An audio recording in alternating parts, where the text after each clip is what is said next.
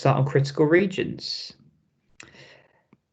Now, we've already met critical regions when we did normal distribution. When we did normal distribution, basically it's the range of values where we're going to reject the null hypothesis. Sometimes you might hear me refer to it as the rejection region. So it's a set of values for where we're going to reject the null hypothesis.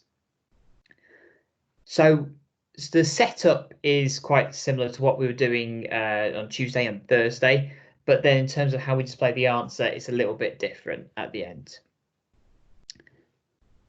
So starting off then, we've got a one-tailed test, and we'll see why that is in a second. It's known that for the general population, 45% of people have type O blood. Gina, a medical student, thinks that naturally red-haired people are less likely to have type O blood. Hopefully, she's not someone that actually graduates as a medical student if she thinks that.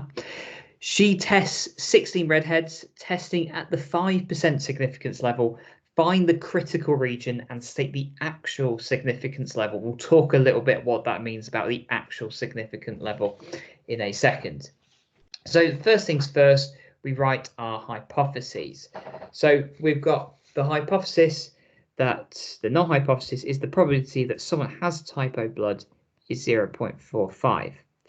Now, Gina thinks that the redhead people are less likely to have type O blood. So that would be the probability is less than 0.45. So it's just a one-tailed test. We're only looking at a decrease here. Now, in terms of my distribution, this would be when I've got my sample here. I've got 16 in my sample. So I've got a fixed number of trials. I've got this fixed probability of 0.45, where the probabilities are independent and the probability of success or failure. So I can use binomial. Remember, if it asks you for that in the question, make sure you state all those reasons. Now, also what I like to do here is from my sample of 16, work out how many I would expect to find have type O blood. So if I've got a sample of 16, if I do 16 times 0.45, I get 7.2. So that means when I take a sample of 16, I would expect 7 people to have type O blood if the null hypothesis, if the probability is clearly 0.45. Now, as I say, I expect 7. I'm not that surprised by 6 or 8. 5 or 9 is where I start to get a bit suspicious, and then 4, 10, and 3, 11 either way. That's probably when it's getting more and more unlikely. Now, when I'm finding a critical region, I'm just finding the range of all values where I'd reject H0. What we were doing on Tuesday and Thursday is we had a particular value that we'd then investigate and see what is the probability of getting that value. What we're doing here is working out where is the point where the probability falls under 5%, because that is our significance level. So what I can do is I can get on a calculator. So go menu 7, and we will want binomial CD. When we're doing hypothesis testing, by the way, we're always going to be using binomial CD, unless you were just working out the probability of 0, for example. But you always want to use CD for hypothesis testing, because it's always going to be less than or equal to or greater than or equal to. Now, before we've been using variable. Okay, but what I want to do now is start using the list function. And the reason why is we can just see multiple probabilities all at once. Now, the goal of this table here is to find out for what probability, what's the largest number we can have here where the probability falls under 5%. Okay, so I said we'd expect 7. Okay, so we're at 7.2, but we can think of that as 7. We'd expect 7 in this sample of 16. But we want to see, and generally, if we expect 7, we're not surprised by 6 or 5, really, because that's not too far away. So we want to test these lower numbers to see where it does fall under 5%. So what I'm going to do is just in my calculator, I'm going to put X as 0, 1, 2, 3, 4. You can put in 5 and 6 if you like as well, if you just wanted to check, but I'm just going to go 0, 1, 2, 3, 4. And what this is going to do is tell us the probability of x being less than or equal to 0, x being less than or equal to 1, and so on. So I just press equals there. I put n as 16 and my probability is 0.45. And what my calculator will do is it will now tell me all the probabilities. Okay, so it tells me the probability that x is less than or equal to 0, the probability that x is less than or equal to 1, and so on. And what I can quickly do is see where it first falls under 5%. Now, just for the purpose of this question, I'm going to write down all the probabilities. Now, here you can just see it's 7 times 10 to the minus 5 on the right. It's probably quite small on your screen, especially if you're watching this on a phone. But if you want to see what the probability is in a lot more detail, you can just hover over it, hover over that probability, and then you can see that number there on your calculator. So I'm just going to write these values in. Sorry, okay, my thing will come off when I write them down. So I'm just going to write down what I see, what I've done earlier, but I will sort of scroll down and show you again where these probabilities have come from. So really you can see here that 0, 1, and 2 are highly unlikely, so you definitely reject them there. But what we want to do is find that cutoff point. Okay, so I'm just going to bring the calculator back up. And as I say, if you want the exact probabilities, just can scroll down on here. So if you want to get it in, to 3 significant figures or 4 significant figures, you can just see that in a bit more detail there. I'm just trying to see if I can find an example where you've got to be careful in terms of how it rounds it off in your calculator. Don't think we can see it here, but I'll show you later how sometimes you do need to definitely scroll over it on your calculator, because what your calculator will do, it will truncate it. And what I mean by that is it will just chop off the numbers to the right of it when it can't fit it on there anymore. It won't actually round it. So let's say, for example, next to that 3, let's say you've got a 6 here. Normally we'd round that up to 0.0854, but your calculator won't do that. It will just write 0.0853. So it is important that you go and hover over those numbers, because your calculator won't round it up. Right, so we've got our probabilities down. And now what I look at is, for which values am I rejecting the null hypothesis? So if it's 0, if you get 1 in your sample, 2 in your sample, or 3 in your sample of 16, you would reject H0.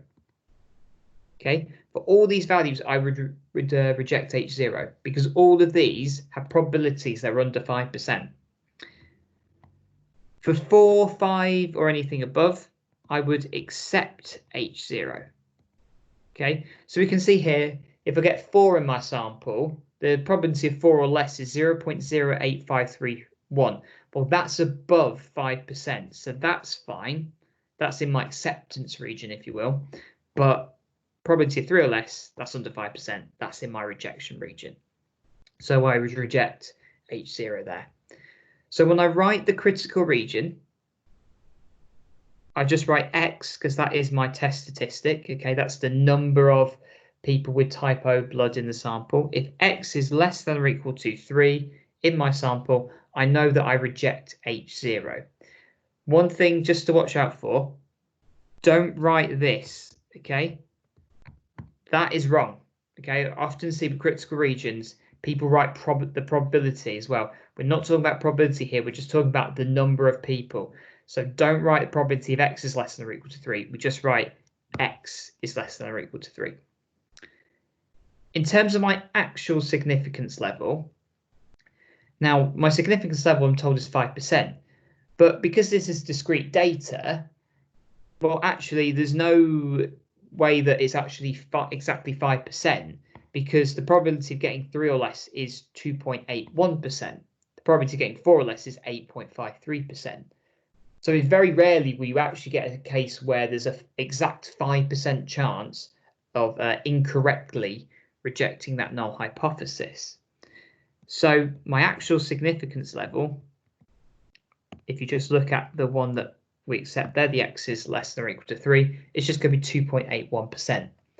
The reason why we don't do this with normal is because it's continuous. But with binomial, it's discrete, it only takes on particular values. So Gina, she's at it again with her crazy hypotheses about people with blood. So 20% of the campus have type B blood. And she now claims that mathematicians, apparently, are more likely to have blood type B. She finds a group of 15 mathematicians to test. Using a 5% level of significance, find the critical region for Gina's test. So, setting this up again, we write our hypotheses, as we always should.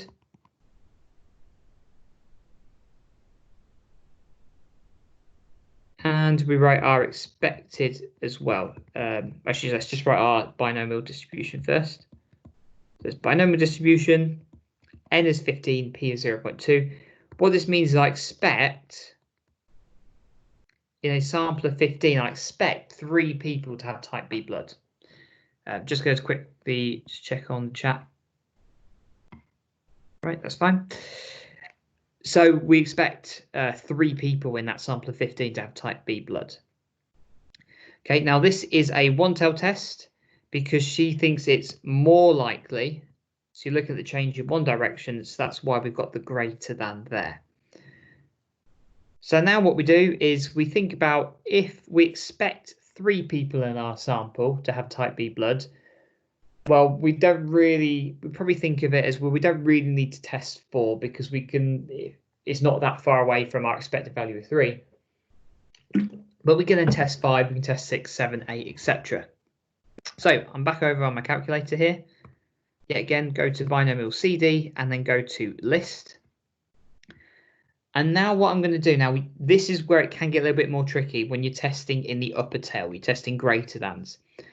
Remember that when I work out the probability that it's 5 or more, I need to do the probability it's 1 minus 4 or less. So when I'm looking at 5 or more, I'm going to put in x as 4 because I want to do 1 minus that. So I'm putting 4, 5, 6, 7. I can put in 8 if I want. And then put in my n as 15 and probability as 0.2. And then what I'm looking at here is the probabilities for 4 or less, 5 or less, 6 or less. Now, if I want to work out the probability of 5 or more, I do 1 minus the probability of 4 or less. So really how you can flip this here is if you've got a 5% level of significance, what you want to look at is your 2 values that are either way of 95% here. Now, before we're in the lower tail, we want to look at between 5%, but here, look at where it's between 95%. But just remember, it doesn't mean that this is the probability of 5 or more, the probability of 6 or more. We need to do 1 minus the probability of this to find out the probability of the number 1 up from that. So to work out the probability of 5 or more, I do 1 minus 0.835. Now you might think 7, but when you actually scroll over it, it's actually 0.8358. Remember, your calculator will just chop off that 5th decimal place there. So you need to look at it and round it up for yourself. So I'm just going to write down all these probabilities. Whilst I'm doing this, just if you've got any questions, post them in the chat.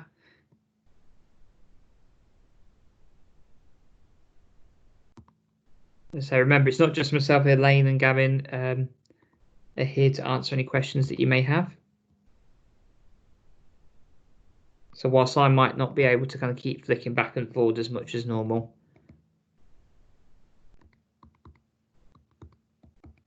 you can get your questions answered if you have them. Now, I wouldn't say in the exam, I'll show you in the next example, I wouldn't necessarily, you don't have to write out every single, 4 or 5 different probabilities like we do here. Okay, what I'll show you in a second is just really you need to write down 2 probabilities, one that's above your significance level and one that's below it, just to show where that critical region is. Now, the 5 or more, the 6 or more, this is where we'd accept H0. Okay, so if in our sample of 15 we find that 5 or 6 people have type B, is it now? Type B blood, then we're going to accept H0. That's not enough evidence. It's not below 5%. If I find those 7, 8, 9 and more are in my sample of 15, that's where I reject H0. So my critical region, if x is greater than or equal to 7, just highlight that row there. If x is greater than or equal to 7, that's why I reject H0. So my actual significance level, just look at the probability. Okay, so look at the probability, and you don't have to put that as a percentage. I'm just putting it as a percentage, but you can put it as decimal as well if you will. The actual significance level is going to be 1.81%. Okay, because the probability of getting 7 or more is 1.81%. So your actual significance levels we'll talk about in a second is the probability that you're actually wrong to reject the null hypothesis. Because 1.81% of the time, you will just so happen to find in a sample of 15 with a probability 0.2 that you do get 7 people with type B blood. It's unlikely, but there is a chance that it could actually happen. So part C says 8 of these 15 mathematicians have type B blood. Write down a conclusion for this test. Okay, so this is where we need to put our context in here. And that would simply be that we observe that 8 lies within the critical region. Okay, so it's really important that you put in your conclusion here whether the value lies within the critical region or not. Our critical region, where we reject H0, is that x has to be greater than or equal to 7. Okay, and 8 definitely falls within that critical region. So therefore, we reject H0. Okay, our critical region, think of it as your rejection region. So we reject H0 because 8 lies in that critical region. So therefore, we'd say there is sufficient evidence. I can't believe I'm actually writing this next sentence. Apparently Gina is onto something. We are more likely as mathematicians to have type B blood. But please don't go to a blood bank saying that you've got blood type B blood because you're a mathematician. So there is sufficient evidence to suggest that mathematicians are more likely to have type B blood. So there you have it. Or blood type B, sorry. But all joking aside, it's important that you write whether the number lies within the critical region, whether you reject or accept H0, and then whether there's evidence to suggest, and then your claim that you had there in the beginning. So next example, I'm going to show you where we haven't just done the table. I'll just show you what we'd do for a two-tailed test now. So a dice is used in a particular board game and is rolled 30 times, and the number x, so it's our test statistic, of 6s is counted. So firstly, we're going to set up our hypotheses. So for part A, we are going to write our probability. Now, if it's a fair dice, then the probability of getting 6 is 6. And because this question says bias either towards or away from the 6, what that means is the probability could be greater than 6, it could be more likely to get 6, or the probability could be less than a 6, okay, meaning it's less likely to get 6. So therefore it is a two-tailed test. Also, what I'm going to do is write down my distribution, and that's that it's binomially distributed with n as 30, that's the number of times we roll it, and then we've got probability as a 6th. So then we're going to test this at the 10% level of significance. What is the critical region for x for this test? So what I would do here, firstly, how much do we expect, especially with these two-tailed tests? I really would recommend working out your expected value. Okay, so in a sample of 30, we'd expect 5 6s if the probability is a 6th. because it's a two-tailed test, we want to halve our significance level. So we'd have 5%.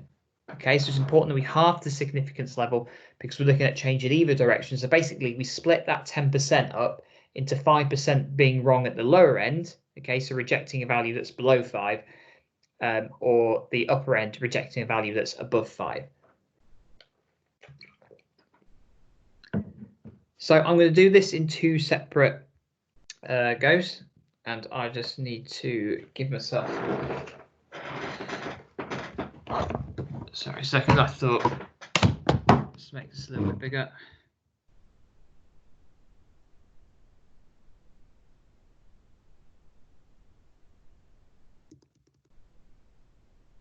There we go. Right, sorry about that. So firstly, we're going to test the lower tail.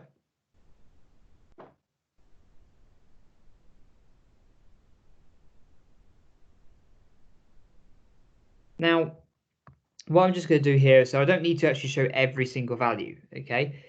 What I'm going to do on my calculator, so I go binomial CD, go to list, and what I'm going to do is just test out values that I think could perhaps be where I reject H0, but really I could just put in as many values as I want, okay? So in terms of the lower tail, I'm just going to put in all these numbers here.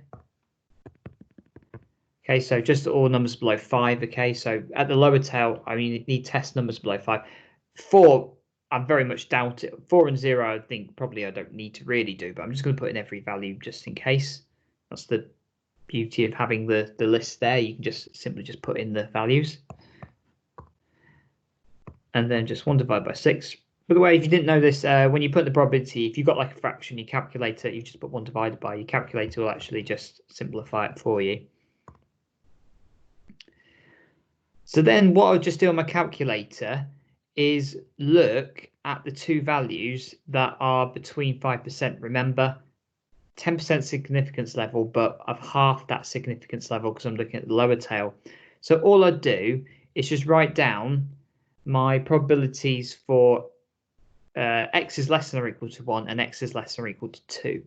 Just remember what your calculator does, that it's going to just chop off that 5th decimal place. So just if you need to round it, make sure that you do that. Again, I can't, probably should try and change it for future lessons, but I'm going to just switch off from my calculator to write it down here.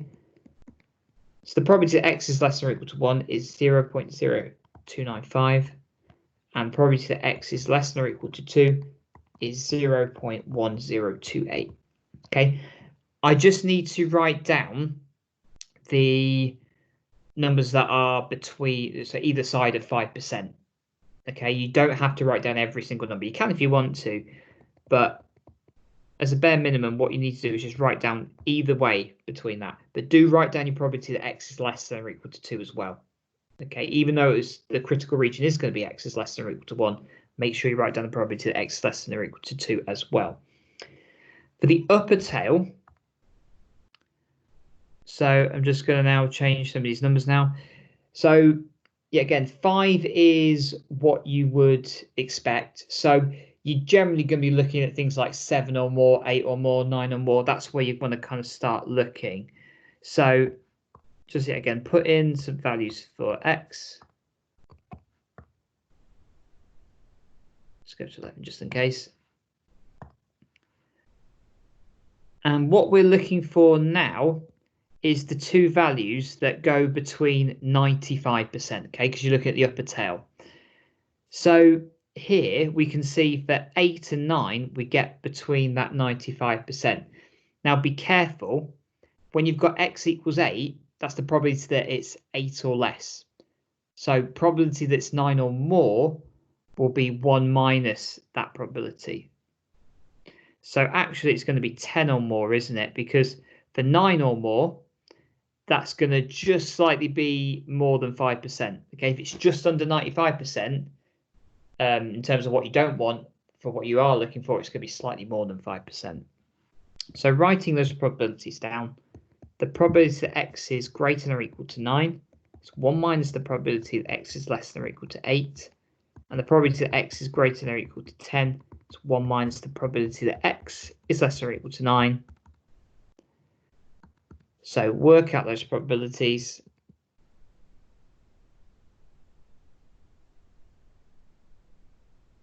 And we get 0.0506, 0.0197. So in terms of my critical region, I reject it if x is less than or equal to 1 or x is greater than or equal to 10. Okay, so 2 would take us above that 5% on the lower tail. 9 would take us above that 5% on the upper tail. So I'd say x is less than or equal to 1 or x is greater than or equal to 10. Just take care with the odd question that might say you have to round, each tail should be as close to a certain number as possible. So potentially sometimes you can get questions where it might say, for example, for the upper tail, each tail should be as close to 5% as possible for where you're rejecting it. So there are some cases where you might put x is greater than or equal to 9.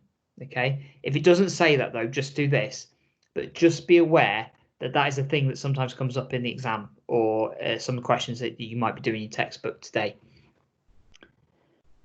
So in terms of the actual significance level, I've got to consider that I'm rejecting on both ends of the, both tails here. So I take the 0.0295 from the lower tail, I take the 0.0197 from the upper tail, add them together for 0.0492. So the actual significance level is 4.92%. Okay, that's the probability that I do actually incorrectly reject the null hypothesis. So there's one final, sorry, it's going a little bit over half an hour today, but I'm just going to go through example 4. I'm not going to go through example 5. I'm going to leave that for you to do. So the actual significance level, as we've already mentioned, is the probability of incorrectly rejecting the null hypothesis. Remember, it's not impossible that in a sample of 30, even if the probability, if you have a fair dice, occasionally you will only get 1/6 or less out of 30 rolls. Okay, it's certainly not impossible. It's not impossible to get 10 or more 6s when you roll it 30 times. Okay, it's unlikely, and it would give us reason for suspicion, but it's not impossible. Okay, so your actual significance level is the probability of incorrectly rejecting that null hypothesis, which is sometimes called type 1 error. Don't worry too much about that definition. That's only if you do further maths you need to know that definition, and only if you do further stats anyway, which none of you are doing. So example 4, a competitor claims that 40% of Walker's crisps packets are underweight. Walker's took a sample of 16 packets and decided that they would sue if 3 or fewer were underweight. What is the actual significance level that they are using? Okay, so what we need to do here, it's going to be a nice short question, this one. So apologies, gone a little bit over half an hour today, but should be done in a second. So probability 0.4, probability that the alternative hypothesis is that the competitor thinks it's less than that. So that would be less than 40%, less than 0.4. Your binomial distribution is that n is 16 and the probability is 0.4. Now, they say that they would sue if it was 3, they found 3 or fewer that were underweight. Okay, so the probability that x is less than or equal to 3, so we can just do binomial CD on our calculator. We don't need the list or anything here. So just work out the probability that x is less than or equal to 3, and when we do that, we get 0.0651. Okay, so the actual significance level they're using, because what they're saying is that we're going to reject H0 if we find an event that has a 6.51% chance of happening. Okay, we're going to suggest that the probability isn't 0.4. Now, 6.51% of the time, or 0.0651 of the time, you will find in a sample of 16 with a probability of 40% that 3 or less will be underweight. Okay, so 6.51% of the time you are wrong to reject the null hypothesis. Okay, there is example 5 in your booklet, but if you want to have a go at that in your own time, because I've already overrun a little bit, so quite a lot of theory here and want to make sure it was all explained. So just to recap, as always, state your hypotheses and your distribution, work out your expected value. I'd really recommend that you do that. You won't necessarily get marks for that part, but it really helps you know what values you're looking for in the lower tail and the upper tail. It gives you an idea of where to start looking for values that may be in your rejection region. If your expected value is 10, you don't really need to test 10, do you, or 9 or 11. You want to test your other values that are fairly, a bit further away from that. Use a calculator to find a list of probabilities. It'll make the job a lot quicker rather than keep going back to variable every time. And then just look for 2 that are either side of that significance level. So if there's a 10% level significance, look for something that falls below it. Look for something that falls that is just over it. If you're testing the upper tail, then do 100 minus that significance level and then just test either side for that number. So if you have a 5% level of significance, look for something that falls above 95%, falls below 95%, and something that's just slightly above 95%. And the actual significance level is the probability of incorrectly rejecting the null hypothesis. So have a go at the question. There's also a matching activity there for you to try as well. When you do some of these questions, like you're doing yesterday, you can do this method, and you can just, if you're given a value, you can do that. But you sometimes might just get given the critical region in the exam. So you do need to have an understanding of what this is, and sometimes you might be asked for a critical region. As I mentioned, next week we're going to start Pure Handbook 10, which is sequences, and you can find that in the channel, the P10 channel under files. One more thing before I go, and that's that for the starter question for today, I've done a video on YouTube going through that. So have a go at that starter question. They're really important that you do the exam questions. Okay, make sure you do today's exam question, by the way, as well, for critical regions. It's really important that you do the exam questions. It's going to help you with your mock test, with your end of year test. Okay, right, I'll leave it there. If there's any questions, please post in the chat. I'm going to stop the recording here. If not, we'll see you next week for sequences. We're actually going to do some pure. That's done.